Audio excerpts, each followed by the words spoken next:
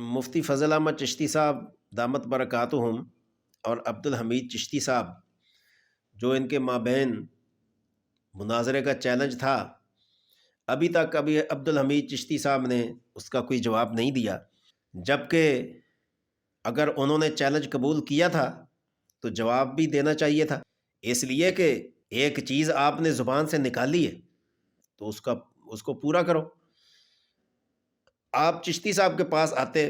یا چشتی صاحب کو آپ بلاتے، علم کی دنیا میں، دلائل کی دنیا میں پتہ چل جاتا کون کھرا ہے کون کھوٹا ہے، لیکن ابھی تک کوئی جواب نہیں آیا۔ چند دن قبل جناب اشرف آصف جلالی صاحب دامت برکاتہم نے ایک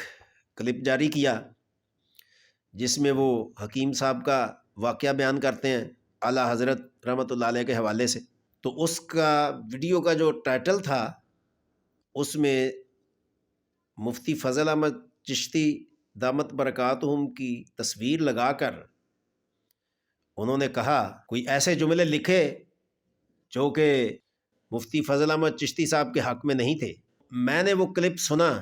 جلالی صاحب نے اس کے اندر جو ٹائٹل پر لکھا تھا اس کے بارے میں تو کوئی کلپ میں بات نہیں کی، البتہ سلام لینے کے حوالے سے کہ مسجد میں نماز کے بعد مصافحہ، اس کے حوالے سے انہوں نے بات کی ہے، لیکن مفتی فضل احمد چشتی کی تصویر لگانے کی کیا ضرورت تھی؟ یا پھر میں یہ سمجھا ہوں کہ اگر عبدالحمید چشتی مفتی فضل احمد چشتی صاحب کا سامنا نہیں کر سکتا تو اہل سنت والجماعت بریلوی مکتب میں بے شمار علماء ہیں، ان گنت علماء ہیں، اور کچھ تو سوشل میڈیا پر آتے ہیں، کچھ نہیں بھی آتے۔ تو میری سب سے یہ گزارش ہے کہ آپ میں سے کوئی مفتی فضل احمد چشتی کا چیلنج قبول کر کے اس کو جواب دے دے، اس میں حیرت کی تو کوئی بات ہی نہیں ہے۔ مفتی فضل احمد چشتی صاحب نے کسی پر کوئی انگلی نہیں اٹھائی،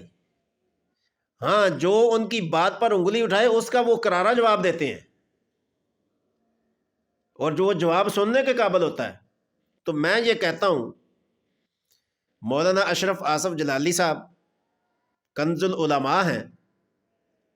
وہی ان کا سامنا کر لیں، ان کا چیلنج قبول کر کے ان کو جواب دے دیں، کیونکہ بہت حوالہ جات ہیں ان کے پاس، کتابوں کی لائبریری ہے ان کے پاس۔ اسی طرح دوسرے مفتیان بھی ہیں، وہ مفتی فضل احمد چشتی صاحب کے سوالوں کا جواب دے دیں،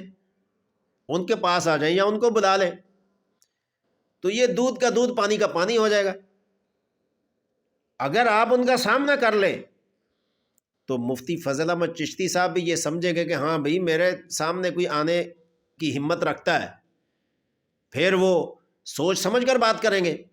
لیکن جب تک آپ مفتی فضل احمد چشتی صاحب کی باتوں کا جواب نہیں دیتے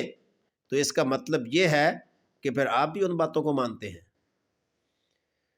تو عبدالحمید چشتی صاحب اول تو یہ چیلنج قبول نہ کرتے، اگر چیلنج قبول کیا تو پھر آپ پیچھے ہٹنے کی بجائے اس کا سامنا کریں۔